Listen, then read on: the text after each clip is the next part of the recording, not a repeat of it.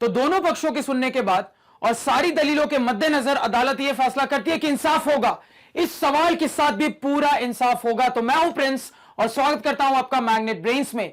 तो हम क्लास 10 में मैथमेटिक्स का अपना चैप्टर प्रोबेबिलिटी देख रहे थे सर, और प्रोबेबिलिटी में पार्ट 4 के अंतर्गत हमने मिसलेनियस की बहुत सारी शानदार और एग्जाम पॉइंट ऑफ व्यू से इंपॉर्टेंट वैरायटीज को अभी तक कवर कर लिया है सर। अभी तक हमने मिसलेनियस में 15 बहुत ही तगड़े सवालों को सॉल्व कर लिया है सर, और ये रहा हमारा 16th क्वेश्चन। अगेन एक शानदार जानदार मजेदार एग्जाम पॉइंट ऑफ व्यू से काफी ज्यादा क्रूशियल सवाल, और ये सवाल भी आपके board exam point of view से काफी ज्यादा इंपॉर्टेंट है, क्योंकि ये सवाल आपके बोर्ड एग्जाम में कई बार पूछा गया है और इस सवाल में भी स्टूडेंट्स को बहुत ज्यादा डाउट रहता है। इसी वजह से मैं ऐड करना चाहूंगा कि अगर आप लोगों ने लास्ट वाला सवाल अच्छे से समझा है ना, तो इस सवाल के सॉल्यूशन में भी आपको किसी किस्म का डाउट नहीं होगा। तो सॉल्यूशन पे भी डिटेल में बात करेंगे, लेकिन उससे पहले अपने सवाल को पढ़ लेते हैं सर। सवाल यहां पे हमसे कह रहा है कि find the probability that a leap year selected at random will contain 53 Sundays. तो यहां पे बिना टाइम वेस्ट किए अपने सवाल की सर्जरी स्टार्ट करते हैं सर। तो सवाल यहां पे हमसे कह रहा है कि अगर मैं बिल्कुल रैंडमली किसी भी एक लीप ईयर को सिलेक्ट करता हूं, तो सिलेक्ट किए गए लीप ईयर में 53 संडेज होंगे। इस बात की क्या संभावना, इस बात की क्या प्रोबेबिलिटी है? मैं फिर से अपनी बात को रिपीट मार रहा हूं, ध्यान से सुनना। सवाल यहां पे हमसे कह रहा है सर कि अगर मैं बिल्कुल रैंडमली किसी भी एक लीप ईयर को सिलेक्ट करता हूं, तो सेलेक्ट किए गए लीप ईयर में 53 संडेज होंगे। इस बात की क्या संभावना है, इस बात की क्या प्रोबेबिलिटी है? तो अब अपने सवाल की इन डेप्थ एनालिसिस पे चलते हैं सर। तो ये वाला टेबल अगेन आपको जाना पहचाना लग रहा होगा सर, क्योंकि इस टेबल को हमने लास्ट सवाल में भी यूज किया होगा। अब लास्ट सवाल के नॉलेज से आपको पता है सर कि यहां पे जितने साल मेंशन्ड है, उनमें साल 2000 मेरा लीप ईयर है, साल 2004 मेरा लीप ईयर है, साल 2008 मेरा लीप ईयर है। इसी तरीके से आगे भी लीप ईयर होंगे, पीछे भी लीप ईयर होंगे सर। तो सबसे पहले यह समझने की कोशिश करते हैं कि हमारे सवाल में जो शुरुआत में हमसे कहा जा रहा है कि अगर मैं बिल्कुल रैंडमली किसी भी एक लीप ईयर को सिलेक्ट करता हूं, इस बात का क्या मतलब है सर? यानी कि आप चाहते तो बिल्कुल रैंडमली साल 2000 को सिलेक्ट कर सकते थे, आप चाहते तो बिल्कुल रैंडमली साल 2004 को भी सिलेक्ट कर सकते थे, आप चाहते तो बिल्कुल रैंडमली साल 2008 को भी सिलेक्ट कर सकते थे। इसी तरीके से आप चाहते तो बिल्कुल रैंडमली आगे का कोई लीप ईयर भी सिलेक्ट कर सकते थे और पीछे का कोई लीप ईयर भी सिलेक्ट कर सकते थे सर। यानी कि कौन सा लीप ईयर सिलेक्ट करना है सर, ये आपकी चॉइस है। आप रैंडमली किसी भी लीप ईयर को सिलेक्ट कर सकते थे। मुद्दा यहां पे ये है कि आप जो ईयर सिलेक्ट करोगे सर, वो लीप ईयर होना चाहिए। तो कुल मिला के सवाल हमसे कह रहा है कि अगर मैं बिल्कुल रैंडमली किसी भी एक लीप ईयर को सिलेक्ट करता हूं, तो वो सिलेक्ट किए गए लीप ईयर में 53 संडेज होंगे। इस बात की क्या संभावना, इस बात की क्या प्रोबेबिलिटी है सर? तो अगेन यहां पे भी सवाल के अंदर जो पूरा फोकस है वो दो मेन बातों पर है सर। कौन सी दो मेन बातों पे? तो सबसे पहली बात तो यह है सर कि लीप ईयर, और दूसरी बात यहां पे है संडे। अब यहां पे सवाल के लैंग्वेज से, सवाल के एनालिसिस से मुझे यह भी क्लियर हो रहा है सर कि अगर मैं यह पता कर लूं कि हमारे रैंडम से किसी भी लीप ईयर में, अगर मैं यह पता कर लूं सर कि हमारे रैंडम से किसी भी लीप ईयर में कितने संडेज होते हैं सर, तो हमारे सवाल की एनालिसिस बहुत आसान हो जाएगी। और यहां पे फर्दर एनालाइज करने के बाद मुझे यह भी पता लग रहा है सर कि अगर मैं यह पता कर लूं कि हमारे रैंडम से किसी भी लीप ईयर में कितने संडेज आते हैं, कितने संडेज होते हैं, तो सवाल की एनालिसिस बहुत आसान हो जाएगी सर। तो जो काम लास्ट सवाल में किया था वही दिमाग यहां पे भी अप्लाई करना स्टार्ट करो। तो मेरे साथ साथ बनाओ। तो मुझे बहुत अच्छे से पता है सर कि हर वीक में एक संडे आता है। तो अगर मैं यह पता कर लूं सर कि हमारे रैंडम से लीप ईयर में कितने वीक्स होते हैं, तो हम यह भी पता कर लेंगे कि हमारे रैंडम से लीप ईयर में कितने संडेज होंगे सर। तो काम पे लग जाते हैं। अब मुझे पता है सर कि लीप ईयर में इन टोटल 366 डेज होते हैं। तो मुझे पता करना है कि मेरे लीप ईयर में कितने वीक्स होंगे सर, कितने सप्ताह होंगे। तो मुझे पता है सर हर सप्ताह में 7 दिन होता है, यानी कि यहां पे अगर मैं 366 को 7 से डिवाइड कर दूंगा सर, तो 7 5 35, यहां पे 16, 7 2 14, यहां पे रिमाइंडर आ रहा है 2। यानी कि अगर मैं यहां पे अपना यूक्लिड डिवीजन लेमा लगाऊं तो मैं लिख सकता हूं सर 366 बराबर 52 इंटू 7 प्लस 2, ऐसा मैं लिख सकता हूं सर। इतना पहले नोट डाउन करो।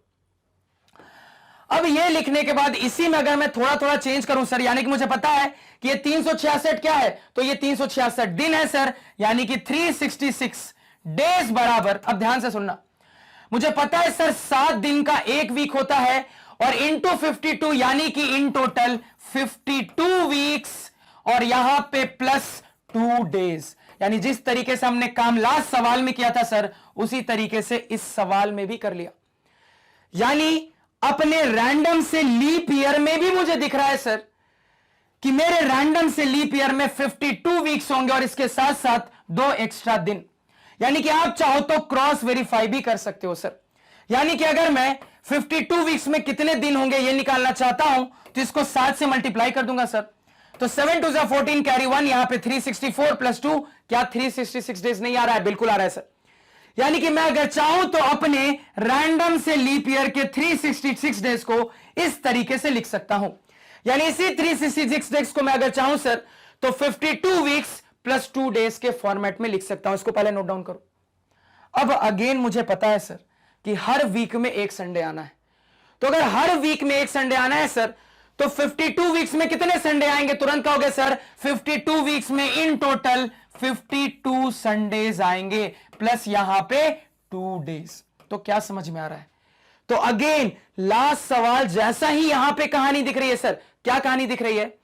यहां पे भी मुझे पता लग रहा है सर कि मैं दुनिया का रैंडम सा कोई सा भी लीप ईयर सेलेक्ट कर लूं, उसमें इतना तो कंफर्म है कि 52 संडेज आने ही आने हैं। दुनिया की कोई भी ताकत इस बात को नहीं रोक रही। यानी कि यहां पे भी एक इंटरेस्टिंग चीज पता लग रही है सर कि मैं दुनिया का कोई सा भी रैंडम सा लीप ईयर सेलेक्ट कर लूं, उसमें इतना तो गारंटेड है, इतना तो कंफर्म है कि 52 संडे तो आने ही आने हैं।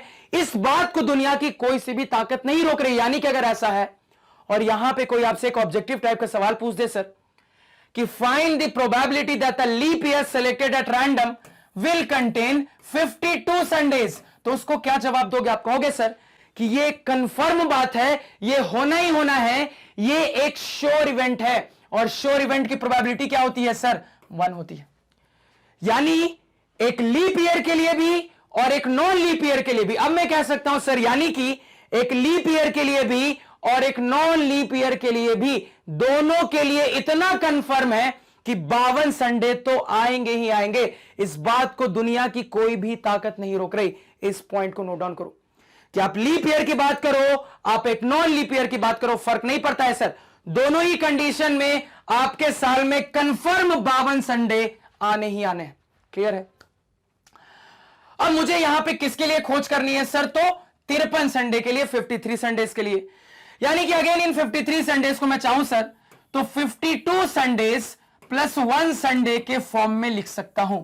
और मैंने ऐसा इसलिए लिखा है क्योंकि मैं आपको समझाना चाह रहा हूं सर कि आपके रैंडम से लीप ईयर में इतना कंफर्म है 52 संडे आने हैं। दिक्कत इसकी नहीं है, दिक्कत इस बात की है कि एक और एक्स्ट्रा संडे आएगा। दिक्कत इस बात की है सर कि एक और एक्स्ट्रा संडे आना चाहिए। ये कब पॉसिबल होगा? ये कैसे पॉसिबल होगा? इस बात की क्या संभावना होगी? इस बात की क्या प्रोबेबिलिटी होगी? बिल्कुल वही लास्ट सवाल वाली सोच सर कि यहां पे भी एक एक्स्ट्रा संडे पे मुझे सोचना है। तो वापस यहां पे लौटो, ध्यान से सुनना सर। तो 52 संडे तो कंफर्म है, एक एक्स्ट्रा संडे आना चाहिए। यानी कि सर मेरी रिक्वायरमेंट तभी फुलफिल होगी, यानी कि सर मेरी रिक्वायरमेंट तभी फुलफिल होगी अगर इन 2 दिनों में से एक दिन संडे होगा सर। आप यहां पे तुरंत कहोगे कि मेरी रिक्वायरमेंट तभी फुलफिल होगी अगर इन 2 एक्स्ट्रा दिनों में कोई एक दिन संडे पड़ जाए सर, कोई एक दिन संडे हो जाए सर, तभी जाके इन 2 में से किसी एक दिन संडे हो जाएगा। तो एक और एक्स्ट्रा संडे आ गया, यानी कि 52 संडेज प्लस 1 संडे बराबर 53 संडेज। तो जो यहां पे मैं बात बोल रहा हूं उसको थोड़ा ध्यान से सुनना। मैंने आपको कहा सर कि मेरी रिक्वायरमेंट तभी फुलफिल होगी अगर इन 2 दिनों में से किसी एक दिन संडे पड़ जाए। मैंने आपको कहा सर कि मेरी रिक्वायरमेंट तभी फुलफिल होगी अगर इन 2 दिनों में से किसी एक दिन संडे पड़ जाए, किसी एक दिन संडे हो जाए। इतना सभी को क्लियर हुआ? अब देखो आगे क्या इंटरेस्टिंग है। अब ये 2 दिन क्या क्या हो सकते हैं? अब यहां पे मुद्दा यह है सर कि ये जो 2 दिन है ये क्या क्या हो सकते हैं यहां पे क्या क्या पॉसिबिलिटी बन सकती है। तो आप कहोगे सर कि आपके 2 दिन की पॉसिबिलिटीज कुछ ऐसी ऐसी हो सकती है सर, ध्यान से सुनना। तो सर हो सकता है ये 2 दिन जो हो सर वो सैटरडे संडे हो, सैटरडे एंड संडे। सर हो सकता है ये 2 दिन आपके संडे मंडे हो sir, Sunday and Monday. Sir हो सकता है आपके ये 2 दिन मंडे और ट्यूसडे हो सर। सर हो सकता है आपके ये 2 दिन ट्यूसडे वेंसडे हो सर। सर हो सकता है आपके ये 2 दिन वेंसडे थर्सडे हो सर। हो सकता है आपके ये 2 दिन सर थर्सडे फ्राइडे हो सर। हो सकता है आपके ये 2 दिन सर फ्राइडे एंड सैटरडे हो सर। यानी कि ये 2 दिन क्या क्या हो सकते हैं सर, वो सारी पॉसिबिलिटीज मैंने लिख दी सर। तो हमारे ये जो 2 दिन है सर, ये सैटरडे संडे हो सकते हैं, ये संडे मंडे हो सकते हैं, ये मंडे ट्यूसडे हो सकते हैं, ये ट्यूसडे वेंसडे हो सकते हैं, ये वेंसडे थर्सडे हो सकते हैं, थर्सडे फ्राइडे हो सकते हैं, फ्राइडे सैटरडे हो सकते हैं। अब यहां पे खुराफाती सा सवाल सबके दिमाग में डाउट की तरह आएगा कि सर आपने कॉम्बिनेशन तो बहुत सारे बनाए हैं, और भी तो कॉम्बिनेशन बन सकते हैं। आप ये भी तो कह सकते थे कि आपके 2 दिन मंडे और फ्राइडे भी हो सकते हैं, आपने नहीं बनाया। आप ये भी तो कह सकते थे कि आपके 2 दिन मंडे और वेंसडे हो सकते हैं, आपने नहीं बनाया। आप ये भी तो कह सकते थे कि आपके 2 दिन फ्राइडे संडे हो सकते हैं, आपने नहीं बनाया। तो आपने बहुत सारे कॉम्बिनेशंस को यहां पे स्किप कर दिया। ऐसा क्यों है सर? तो थोड़ा सा कॉमन सेंस लगाओगे ना तो इसका भी जवाब मिल जाएगा। देखो क्या जवाब है, ध्यान से समझना। सर दिन लगातार आते हैं, आपको समझना पड़ेगा, दिन लगातार आते हैं। यानी कि अगर आज संडे है तो ऐसा नहीं है कि कल वेंसडे हो जाएगा सर। अगर आज संडे है तो आने वाले दिन यानी कि कल मंडे ही होगा सर। ऐसा नहीं है कि वेंसडे आ जाएगा। या फिर अगर मैं आपसे कहूं सर कि आज अगर मंडे है तो अगले दिन ट्यूसडे ही होगा, ऐसा नहीं है कि फ्राइडे बन जाएगा सर। तो आपको समझना पड़ेगा कि दिन हमेशा एक ऑर्डर में लगातार आते हैं। तो आपके ये जो 2 दिन है सर एक्स्ट्रा, ये बिल्कुल ऑर्डर में है, ये लगातार है। आपको यहां पे भावनाओं को समझना पड़ेगा कि ये जो 2 दिन है सर, ये बिल्कुल ऑर्डर में लगातार, दिन लगातार बीतते हैं ना, साल कैसे बीतेगा, दिन लगातार बीतते जाएंगे। तो ये जो 2 एक्स्ट्रा दिन है सर, ये लगातार के होंगे, ये हमेशा लगातार के होंगे। ऐसा नहीं हो सकता कि इन 2 दिनों में से एक दिन मंडे हो जाए और एक फ्राइडे हो जाए सर। जो भी होगा हमेशा लगातार का होगा, क्योंकि मुझे पता है सर कि जो साल बीतता है वो लगातार यहां पे बीतता है। कभी ऐसा नहीं हो सकता कि मंडे के बाद फ्राइडे आ जाएगा या फ्राइडे के बाद वेंसडे आ जाएगा सर। हमेशा चीजें लगातार चलती है। यानी कि सर ये 2 दिन की जो भी पॉसिबिलिटीज होगी वो आपको लगातार वाली ही कंसीडर करनी है कि आपके ये जो 2 एक्स्ट्रा दिन है सर, वो सैटरडे संडे हो सकते हैं, वो संडे मंडे हो सकते हैं, वो मंडे ट्यूसडे हो सकते हैं, ट्यूसडे वेंसडे हो सकते हैं, वेंसडे थर्सडे हो सकते हैं, थर्सडे फ्राइडे हो सकते हैं, फ्राइडे सैटरडे हो सकते हैं। कोई ऊट पटांग सा कॉम्बिनेशन यहां पे नहीं बन सकता सर। तो समझ में आया यहां पे कि क्यों इतने ही कॉम्बिनेशन बने। तो इन 2 दिनों में क्या क्या पॉसिबिलिटीज हो सकती थी सर, सारी आपने यहां पे निकाल ली। कितनी पॉसिबिलिटीज दिख रही हैं सर? तो आप कहोगे 1 2 3 4 5 6 7 पॉसिबिलिटीज दिख रही है सर। आप यहां पे कहोगे इन टोटल आपको 7 पॉसिबिलिटीज दिख रही है। तो फटाफट प्रोबेबिलिटी पे बात करना स्टार्ट करते हैं। तो डिनोमिनेटर में total number of possible outcomes, जो कि मेरे सिचुएशन के हिसाब से मुझे दिख रहा है सर 7 हो जाएंगे, क्योंकि 7 पॉसिबिलिटीज यहां पे है सर मेरे 2 दिनों की। न्यूमरेटर में नंबर ऑफ फेवरेबल आउटकम्स।